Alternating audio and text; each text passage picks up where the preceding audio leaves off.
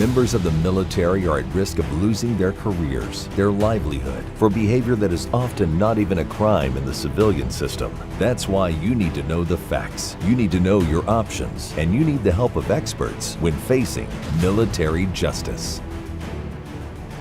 Hi, I'm Jim Buchanan. Welcome to another edition of Military Justice. Our guest today is Jonathan Crisp, who is a trial attorney specializing in military law at Crisp and Associates. Welcome, Jonathan. Nice to see you. Thank you much. Today we want to talk about separation, specifically administrative separation. Maybe you can give us define that for us. Sure. So what you're dealing with is everyone joins for a certain period of time, and typically, you want to serve the entire period of time that you've enlisted or been commissioned for.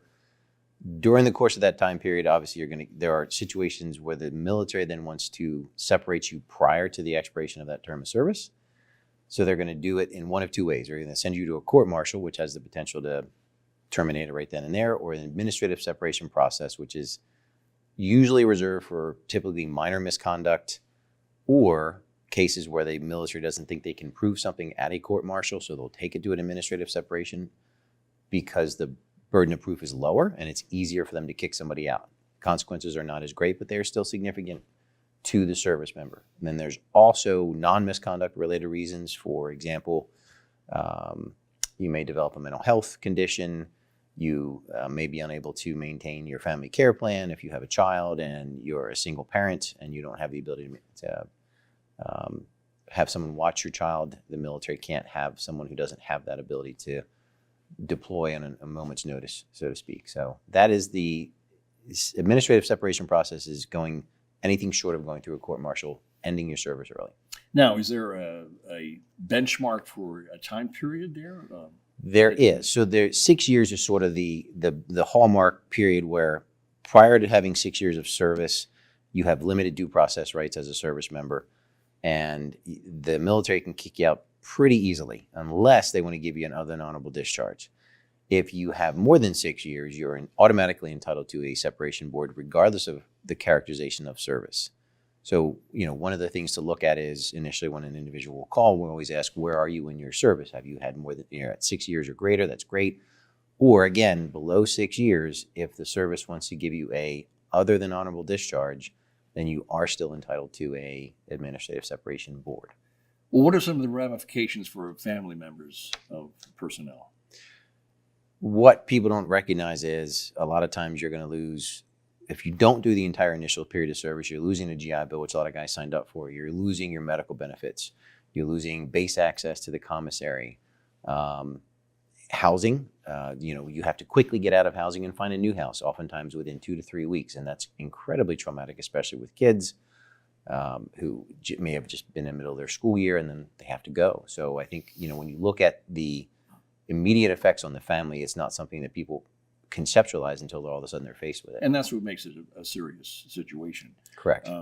What about individuals who, maybe you did kind of elaborate on a little bit, but with injuries? What's the process for that? So the downside here is a lot of times you're going to have a triggering event that causes the misconduct. So, you may have someone who was raped, sexually assaulted.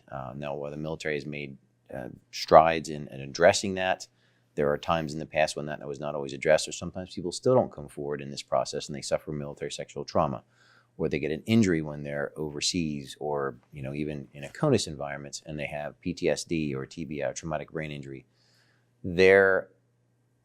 You're allowed to get medically separated and get a medical pension oftentimes. But if you commit misconduct, let's say you're dealing with the trauma or the stress of that event and you smoke marijuana because you're self-medicating. A lot of these kids, especially early on as service members in the early years of the war, the military was not prepared to handle that influx and that issue. So there are a series of memos that were released, the most recent of which is the CURTA memo that talks about revisiting these discharge upgrades that were missed in this process. So we can talk about that and see where the service member is as well.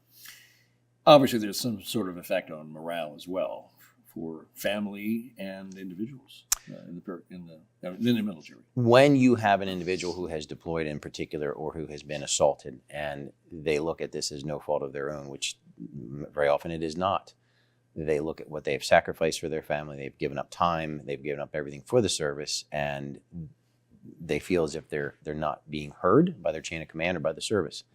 So this is why oftentimes these otherwise stellar individuals will go and smoke marijuana or misuse a prescription medication that they were given, because they have no other outlets and resources. So it is incredibly traumatic and disenfranchising to these guys to feel like they've been abandoned in this process, and that's where we can help. Well, what specifically do you want personnel to know?